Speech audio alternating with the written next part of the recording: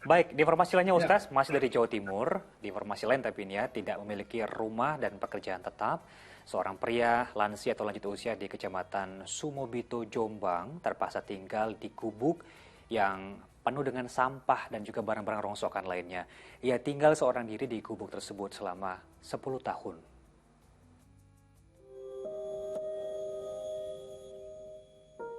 Sehari-hari, Sutaji harus tinggal dan tidur di antara sampah serta barang rongsokan yang membadati gubuknya di kawasan kebun bambu, Desa Brudu, Kecamatan Sumobito, Jombang, Jawa Timur. Gubuk yang ditempati pria asal Surabaya itu sangat tidak layak untuk dijadikan rumah tinggal. Dinding gubuk terbuat dari asbes bekas dan barang rongsokan, sementara atapnya berasal dari seng bekas yang penuh lubang. Pria 80 tahun ini tinggal sebatang kara di gubuk tersebut selama 10 tahun. Untuk memenuhi kebutuhan hidupnya, Sutaji mencari nafkah dengan menarik becak dan menjual plastik bekas. Uang hasil teringatnya ia gunakan untuk membeli beras dan lauk sederhana. Awalnya Sutaji bersama sang ibu meninggalkan kota Surabaya dan tinggal di Jombang untuk memperbaiki ekonomi keluarga.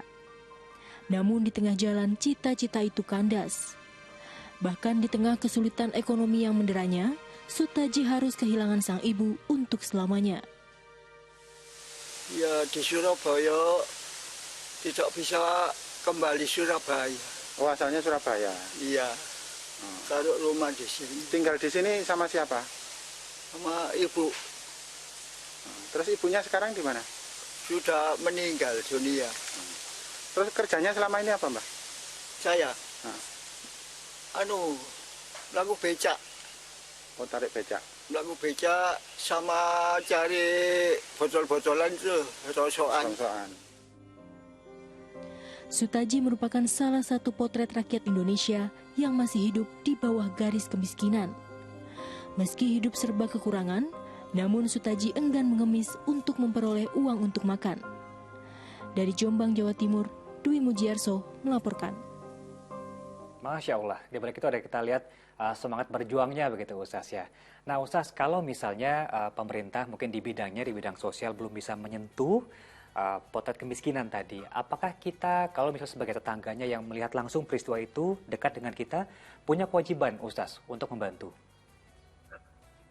tentu ini saya melihat prihatin sekali ya. Justru kita jangan dulu bicara pemerintah ya. Kita bicara begini saja. Di dalam dulu itu zaman Khalifah Umar bin Khattab radhiyallahu anhu, ketika ada seseorang yang mencuri, kemudian sebelum dijatuhi hukuman, Umar ingin tahu alasannya kenapa dia mencuri. Ternyata dia lapar. Kemudian Umar tanya siapa tetangganya, tetangganya tetangga yang kaya. Umar marah betul. Artinya apa? Artinya tidak ada kepedulian dari tetangga tersebut, dan kita harusnya mengetahui bahwa Islam mengatur yang namanya tetangga itu, bahkan kalau kita memasak, asapnya atau harumnya tercium oleh tetangga, kita harus berbagi dengan tetangga, kan gitu ya. Nah, bagaimana Rasulullah SAW mencontohkan perbanyak buahnya agar supaya kita bisa membaginya dengan tetangga. Nah, inilah ya bagaimana kita ta'awun ya, harus saling tolong menolong, takaful, harus saling memikul beban. Belum sempurna kata Rasulullah ya, keimanan seseorang sebelum dia mencintai saudaranya sebagaimana dia mencintai dirinya sendiri. Itsar, bagaimana mendahulukan kepentingan orang lain. Nah, saya ingin mengimbau ya tetangganya atau di lingkungan terdekatnya, ayolah ya berempati, memberikan bantuan ya. Memberikan bantuan itu yang sustainable, artinya apakah ada pekerjaan yang bisa mencukupi, kan nggak seberapa juga sebetulnya ya. Atau lembaga-lembaga amil zakat ya, lembaga-lembaga filantropi ya, silakanlah. Baru nanti kemudian kalau misalnya pemerintah yang paling memungkinkan ya, berikan masukan kepada pemerintah bahwa ada seseorang ini di daerah tertentu yang mesti kita bantu. Nah, disinilah ini jadikanlah ladang amal buat kita semuanya untuk membantu ya, karena ini penting sekali. Bayangkan dengan ibunya 10 tahun di daerah yang di tempat yang sangat tidak layak. Ini sudah bukan hanya miskin, dan ini fakir, dan orang-orang fakir ini kan juga sebagai asnaf penerima zakat. Semoga ke depan ini bisa tertangani dengan baik dan bapak ini bisa mendapatkan kehidupan yang layak, insyaallah. Amin. Amin. Ini saya pun merasa ikut tertampar Ustaz, walau bukan sebagai tetangganya. Ada mungkin tauladan-tauladan lain Ustaz pada zaman kenabian. Bagaimana kita Islam menggambarkan supaya kita mencintai sesama dan juga lebih peduli terhadap warga miskin seperti ini. Wah, kalau kita ini ya, kalau di zaman Rasul itu contoh itu berlimpah banyak sekali contoh-contohnya di saat Rasul itu. Bahkan kalau kita melihat seseorang yang sudah mengumpulkan haji, dana buat haji saja, ya, itu orang ini bisa memberikan kepada tetangganya yang karena tetangganya itu tercium dia itu memasak daging bangkai. Jadi kan istrinya yang mau berhaji ini mencium sedang hamil, mencium kemudian daging yang wangi sekali. Kemudian dia ingin suaminya untuk meminta sedikit dari tetangganya. Ketika dia datang ke tetangganya, dia ingin meminta sedikit, kata tetangganya, jangan, ini tidak layak untukmu. Kenapa? Sambil memaksa, akhirnya dia bilang bahwa ini untuk anak-anak saya, karena sudah lama kita nggak dapat rezeki, dan ini untuk makanan mereka, dan ini dagingnya daging bangkai.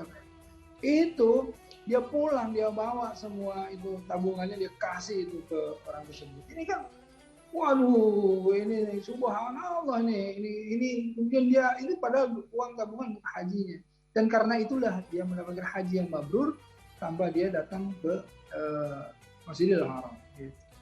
Ustaz, kadang kita sebagai manusia ya ada saja rasa kikir begitu Ustaz ya, pengen memberi tapi saya juga butuh gitu. Ini akhir bulan. Saya sempat mendengar Islam bahwa menjanjikan bahwa tidak ada makhluknya yang kemudian menjadi miskin dengan bersedekah. Apakah benar Ustaz? Iya.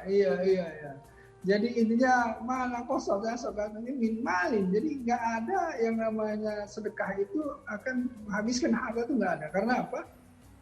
Rasulullah dalam hadis menyebutkan bahwa sedekah itu akan 10 kali lipat berbalasnya. Kalau Allah menegaskan 700 kali, satu yang disedekahkan menjadi 7 bulir menjadi kemudian 100. Bayangkan.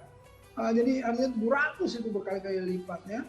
Apalagi kalau qardul hasan, pinjaman yang baik, seakan-akan kita memberikan kepada orang-orang yang banyak, kemudian itu akan berbalas-balas yang berlipat ganda di sisi Allah. Nah, karenanya kita Islam diajarkan zakat, infak, sedekah, wakaf. Inilah yang merupakan tali silaturahim antara orang-orang yang dilapangkan oleh Allah dengan orang-orang yang disempitkan. Disinilah sebetulnya ladang amal orang-orang yang kaya. Orang yang kaya mau beramal dari mana? Dari hartanya. Ayo serahkan atau salurkan hartanya kepada orang-orang yang miskin. Ya, orang-orang yang miskin ini insya Allah orang-orang miskin yang soleh, dia punya doa-doa yang mustajab. Mintalah doa kepada mereka, insya Allah. Kadang kalau saya pengalaman pribadi melihat peristiwa yang miris di depan mata, itu merupakan suatu keberuntungan Ustaz. Dengan begitu saya langsung diingatkan untuk bersedekah. Tapi kadang agak jarang kita temui, tidak melulu ada begitu Ustaz ya. Jika kita ada uang lebih dan ingin bersedekah tapi tidak menemukan contohnya, apakah bisa di sistem tabung dulu, sisihkan dulu Ustaz, baru kemudian diberi pada saat waktu yang tepat? Bisa saja seperti itu. Kan kita punya berbagai sistem ya. Ada zakat, ya, ada infak, ada sedekah gitu. Silahkan saja, tapi intinya itu mesti kebaikan itu mesti terus menerus, sustainable, harus istiqomah. Artinya seperti tetesan air yang menetes pada batu yang akhirnya bolong. Artinya tidak perlu banyak, ya, tapi menunggu lama tidak. Tetapi lakukan yang bisa kita lakukan walaupun hal yang kecil, hal yang sedikit, tapi terus menerus. Itulah yang Allah senangi gitu kan. Tidak perlu menunggu besar dulu begitu Ustaz ya. Betul, jangan nunggu dulu sampai besar. Nanti kadang-kadang niatnya berubah, setelah besar ya jadinya beli mobil. Ngomong soal sedekah ini Ustaz, ada nggak waktu khusus misalnya di hari apa atau di jam apa itu adalah bila bersedekah maka pahalanya akan lebih besar, akan lebih berkah begitu Ustaz? Ya, jadi pengen nabung di saat itu.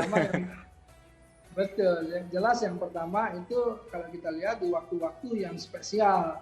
Ya seperti di hari Jumat ya, makanya orang-orang semuanya Jumatan pasti berlomba-lomba untuk sedekah ya di hari Jumat, atau di tempat-tempat yang memang betul-betul sangat membutuhkan skala prioritas, itu bagus sekali gitu. Seperti misalnya kita sedekah untuk penghafal Quran, sedekah untuk pesantren, sedekah masjid dan lain-lain, itu kan amal jariah jadinya.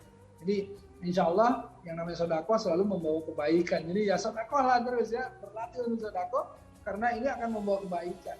Amin.